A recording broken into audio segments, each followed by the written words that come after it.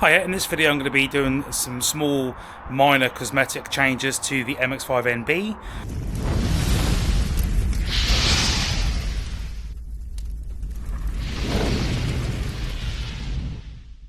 These are just some little changes just to make the car look a little bit better. Unfortunately this isn't a long video, but I thought it'd be worth just adding it anyway. So yeah, let's have a look to see what I got. So I've got some clear side repeaters and some clear bumper reflectors from IR Motorsport. So these were purchased via MX5 parts. And then we've got some chrome bulbs, indicator bulbs. So these are for the front and for the rear. So the fronts are capless, whereas the rears are capless and the fronts are bayonet.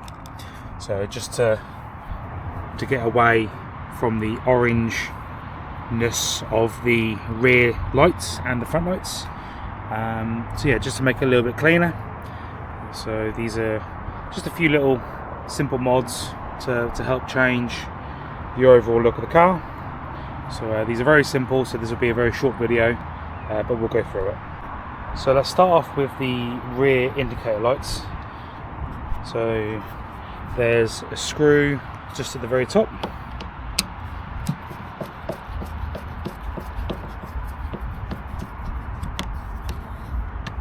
Place it at the back. Then on the inside there's some trim clips. So there's where the catch is. There's 1, 2, and then 1 just inside. So once those are removed, the carpet should peel away. You can undo the same clips, but on the other side, and this whole carpet trim will come off. I've got a lot of stuff in the boot, so I'll have to do side by side. So there's a nut here, which is 10mm. And then one just above the wiring, just there. With that removed, you should now be able to wiggle the light. And on the very end is this white trim which pushes into this hole. It can be a little bit stiff, may need a trim tool, but luckily that wiggled out. So the indicator is the middle one. So for these, you just turn it anti-clockwise and then the bulb comes out. The bulb should just pull out. Try and do this one-handed. So there we go. Then refitting is just the reversal. So that's the new bulb fitted. So in it goes. Clockwise turn, line up the studs with the holes. There we go. Yeah, you can see, well, obviously the inside of the light is tinted like a very light pink colour, but the bulb itself is now chrome, so it gives the cleaner, clearer appearance. So yeah, the other side is now complete. It's now done, put back together. So yeah, nice little change. So let's move on to the next one.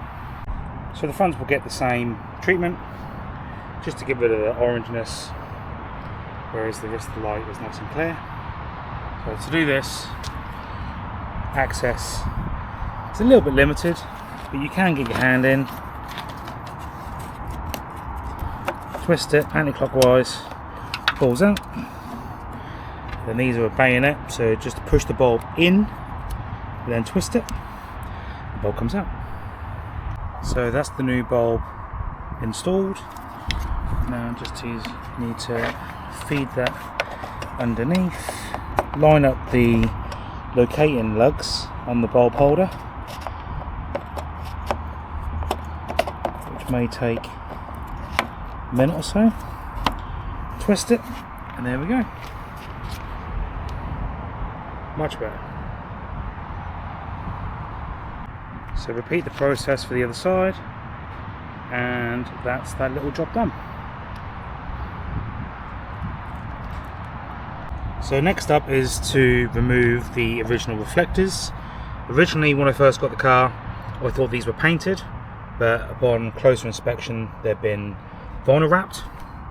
So there's some holes here for the original screws. The new reflectors did come with new screws. That's if there's screws in all of them.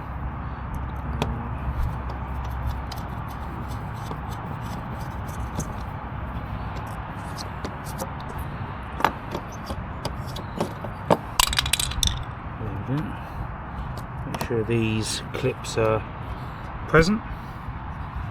So I'm going to add for the time being, I'm going to opt to not have the lights. So just move the foam.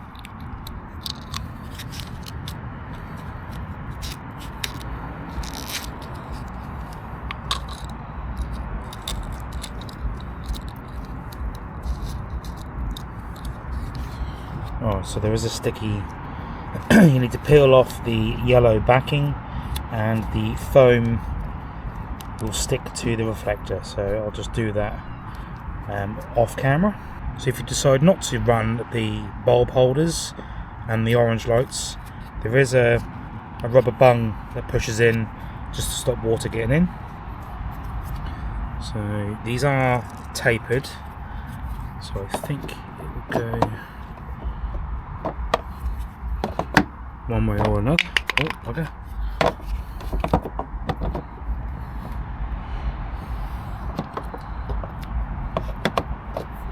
Might have to play around with it to get it fitting nicely, but yeah, it looked like something like that.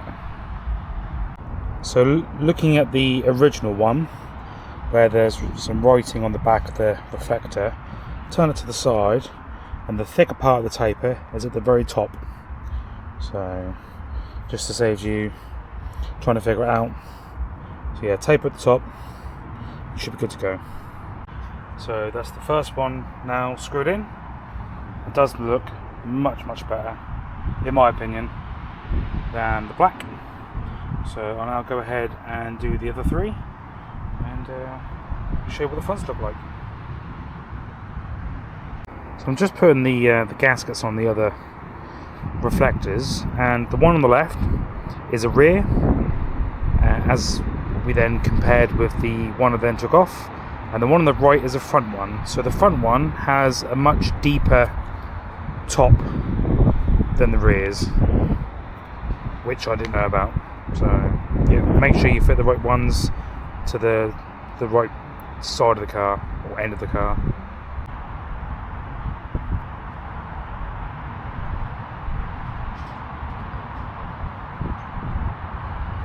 So yeah, much better with the clears. So time to move on to the side repeaters, last but not least. So to remove the side repeaters, so this is the passenger side, left hand side. The left hand side of the repeater nearest the front of the car, just need to grab it and you should be able to lift it out, he says. There we go. Very similar to the indicators at the front, anti-clockwise turn, and they'll come out.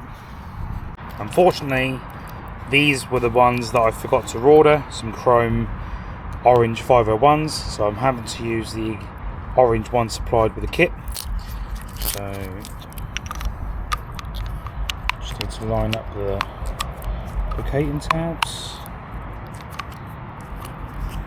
So with that now in, the spring part goes in the flat edge of the cutout on the wing, and then this flat piece here goes against this edge.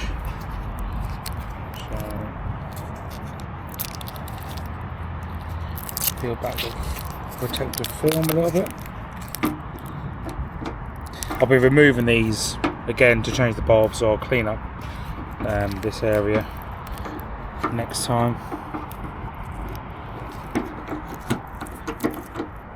So the idea is to hook that in first, he says.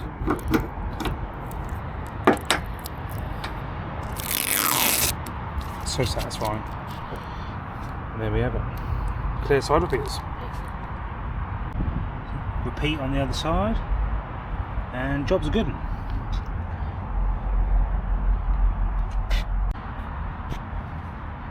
Yeah, much better. When I get the front wings replaced, I'll get the Arctic badges re-added on there as well, or I might take them off. I don't know, I quite like the badges. So yeah, nice little cheap mod. Well, I say cheapish mod. Drastically changes the appearance, better than the orange before. So yeah, thanks for watching, and I'll see you in the next one.